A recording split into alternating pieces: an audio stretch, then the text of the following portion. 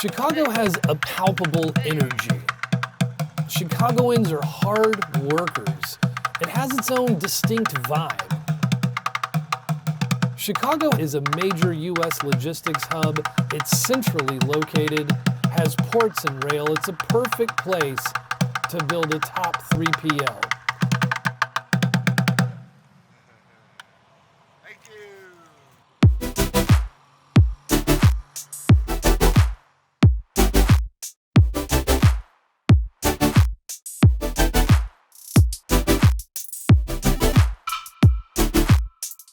I'm your host, Chad Prevost, and today we're visiting LECKOW Global Logistics. There's a lot of thinking that goes on outside of the box, inside the box at LECKOW. Join us today as we visit one of the most innovative companies in the logistics industry.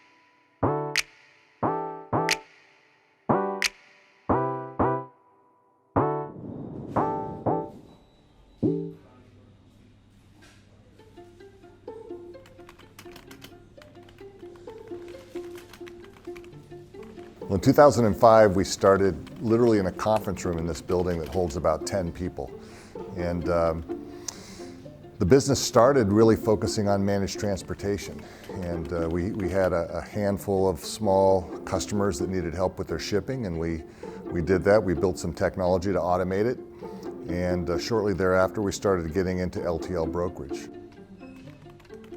In the early days, I think we did $6 million of revenue in our first year, and we did $2.5 billion this last year.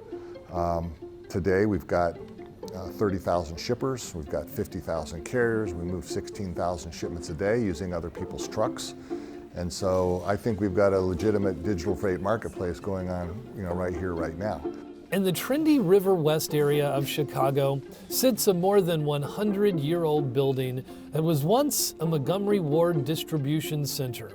Believe it or not, this 8-story structure actually has more cubic volume than Chicago's Willis Tower. Exposed ceilings, a lot of concrete, and massive pillars. The features make it so stable that the internet backbone for Chicago runs right through it. It's what I call urban chic. So a lot of concrete, a lot of exposed ceilings, but a lot of cool spaces and a lot of interesting companies that work here. Obviously, when we talk about building new creative tech, you can't have white walls. You need to, go partner with some local Chicago artists that, understand what we're trying to do. And so we sat down with those folks that are here in Chicago and we said, if we want to be innovative and think about innovation, help draw our story, and that's what they did. What attracted you to LECKOW in the first place? It's a great place to be, just from a technology perspective. But the thing that really made me fall in love with LECKOW is, even though it's a $2.4 billion company, it has a very entrepreneurial feel to it. There's a lot of open door policies, a lot of open conversations. So when you walk into LECKOW, you don't feel like you're in a large corporation, because the company still has, I feel like, the same entrepreneurial spirit that they had when they started. Well, if you had to describe in like a word the culture here at LECKOW, what would you say? Family. It does sound a little cliche, but that's really how I feel about it. I mean, I've been working with a lot of the same people, probably the last, give or take, best part of a decade or so, and from our management team down at the top down to even brand new reps coming in that shadow me each day. I mean, we all really actually do work together. We play softball together, we go out drinking together, we go out and hang out on the weekends and stuff too, and so we even bounce ideas off each other on the weekend too, so it really is kind of one of those family-oriented atmospheres. I mean, if you look around the office, there's all sorts of little signs like work hard and hustle, bring your own, do the right thing. I think at the core of everything that we're here, like I said, trying to solve people's issues, trying to solve their problems, and do it in a way that they can trust, that they trust us and trust me specifically when I get a request for something, that they know that I'm going to get it there on time, and there's not going to be nothing on the back end. that's going to surprise them. You're an operations manager, been here a few years. Why do you love what you do? So I love coming in every day and problem solving.